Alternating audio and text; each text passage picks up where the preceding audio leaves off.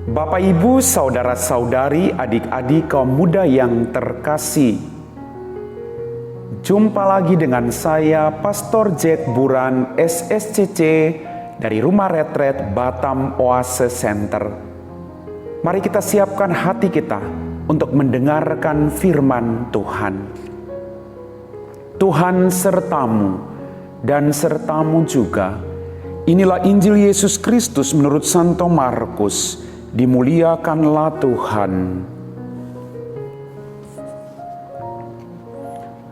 Pada suatu hari Yesus mengajar di tepi danau Galilea, maka datanglah orang yang sangat besar jumlahnya mengerumuni dia, sehingga ia terpaksa naik ke sebuah perahu yang sedang berlabuh, lalu duduk di situ, sedangkan semua orang banyak itu ada di darat, di tepi danau itu. Dan Yesus mengajarkan banyak hal kepada mereka dalam bentuk perumpamaan. Dalam ajarannya itu Yesus berkata kepada mereka, "Dengarlah, ada seorang penabur keluar untuk menabur. Pada waktu ia menabur, sebagian benih itu jatuh di pinggir jalan. Lalu datanglah burung dan memakannya sampai habis. Sebagian jatuh di tanah yang berbatu-batu, yang tidak banyak tanahnya. Lalu benih itu pun segera tumbuh karena tanahnya tipis. Tetapi sesudah matahari terbit, layulah ia dan menjadi kering karena tidak berakar. Sebagian lagi jatuh di tengah semak duri, lalu makin besarlah semak itu dan menghimpitnya sampai mati, sehingga benih itu tidak berbuah. Dan sebagian jatuh di tanah yang baik, lalu tumbuh dengan subur dan berbuah. Hasilnya ada yang 30 kali lipat, ada yang 60 kali lipat, ada yang 100 kali lipat." Dan Yesus bersabda lagi, "Siapa mempunyai telinga untuk mendengar, hendaklah ia mendengar." Ketika Yesus sendiri, pengikut-pengikutnya dan ke-12 murid menanyakan arti perumpamaan itu, jawabnya, "Kepadamu telah diberikan rahasia kerajaan Allah. Tetapi kepada orang-orang luar segala sesuatu disampaikan dalam perumpamaan, supaya sekalipun melihat mereka tidak menangkap, sekalipun mendengar mereka tidak mengerti, biar mereka jangan berbalik dan mendapat ampun." Lalu Yesus berkata kepada mereka, "Tidakkah kamu mengerti perumpamaan ini? Kalau demikian, bagaimana kamu dapat memahami semua perumpamaan yang lain? Penabur itu menaburkan sabda. Orang-orang yang di pinggir jalan tempat sabda itu ditaburkan ialah mereka yang mendengar sabda. Lalu datanglah iblis dan mengambil sabda yang ditaburkan di dalam mereka. Demikian juga yang ditaburkan di tanah yang berbatu-batu ialah orang-orang yang mendengarkan sabda itu dan segera menerimanya dengan gembira.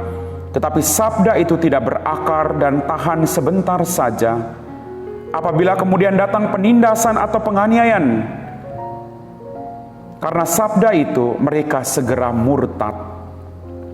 Dan yang lain yang ditaburkan di tengah semak duri ialah yang mendengarkan sabda itu, tetapi sabda itu lalu terhimpit oleh kekhawatiran dunia, tipu daya kekayaan dan keinginan-keinginan akan hal yang lain, sehingga sabda itu tidak berbuah.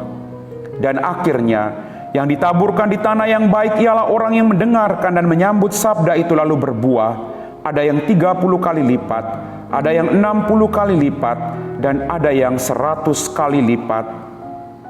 Demikianlah Injil Tuhan.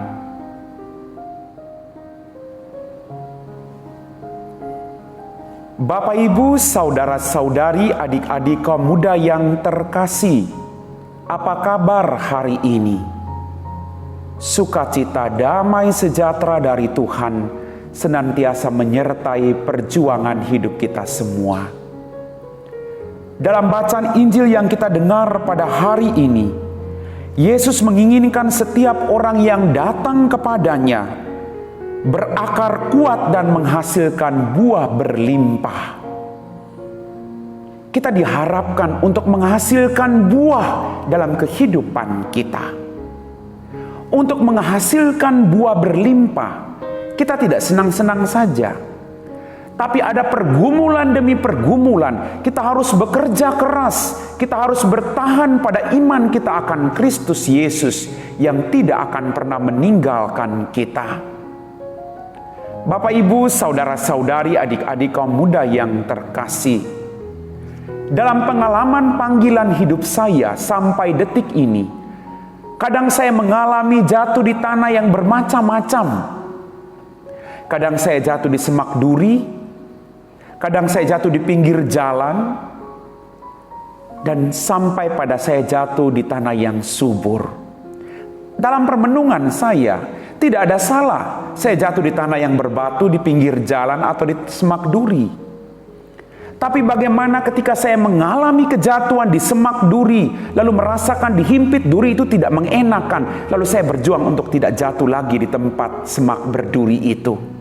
Atau jatuh di pinggir jalan tidak mengenakan, saya berjuang bangun kembali agar saya tidak jatuh kembali di tempat yang sama. Bapak, Ibu, saudara-saudari, kita diajak oleh Tuhan belajar dari pengalaman kejatuhan kita sampai pada tanah yang subur di mana kita mampu melakukan firman Tuhan itu secara baik dalam kehidupan kita. Kita berjuang dalam hidup ini, bahwa ketika kita mau melakukan kebaikan, kita akan menemukan banyak tantangan dalam kehidupan kita. Kadang kita begitu percaya akan kuat kuasa Tuhan, tapi kadang karena begitu banyak persoalan yang terjadi, sakit dan penyakit, lalu kita mulai bertanya tentang kesetiaan Tuhan dalam kehidupan kita. Bapak, Ibu, adik-adik kaum muda yang terkasih, Tuhan memanggil Anda dan saya sekali lagi agar kita mau belajar dari setiap pengalaman-pengalaman kejatuhan kita. Tidak ada orang yang sempurna. Maka belajarlah dari pengalaman itu. Kita belum gagal. Tidak ada orang yang gagal.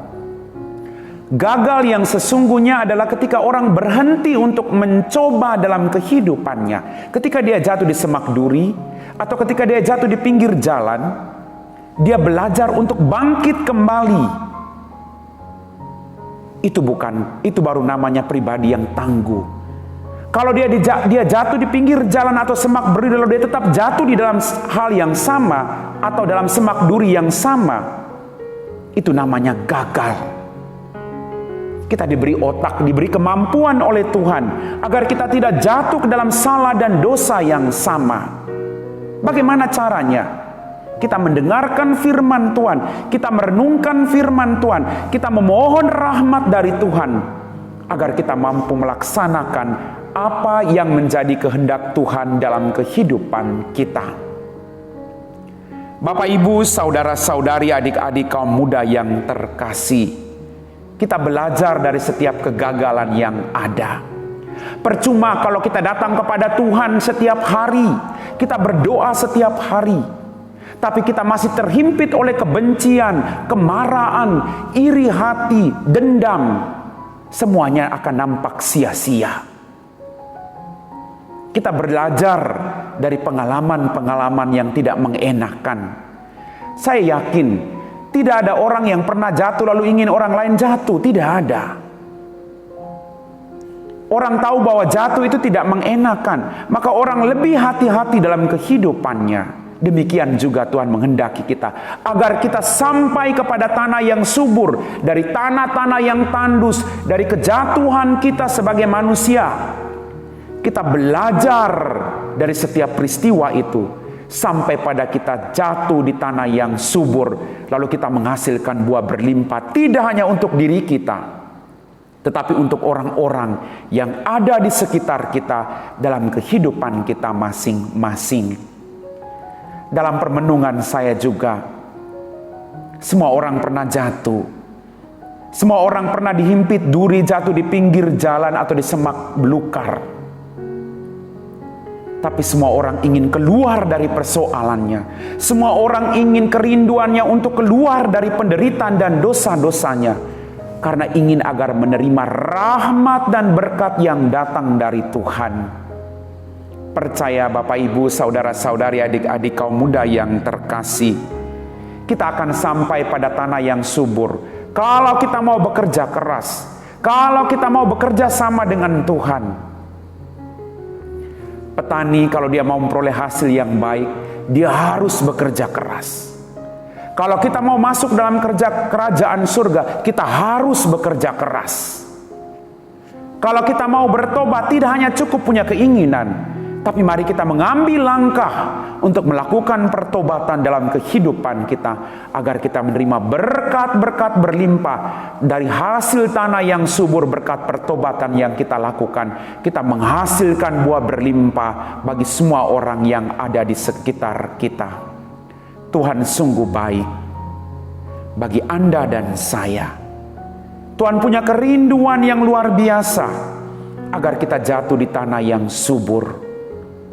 Maka jangan pernah lupa untuk menghadirkan Tuhan, bekerja sama dengan Tuhan, dan biarlah kuasa-kuasanya berkarya dalam kehidupan kita masing-masing.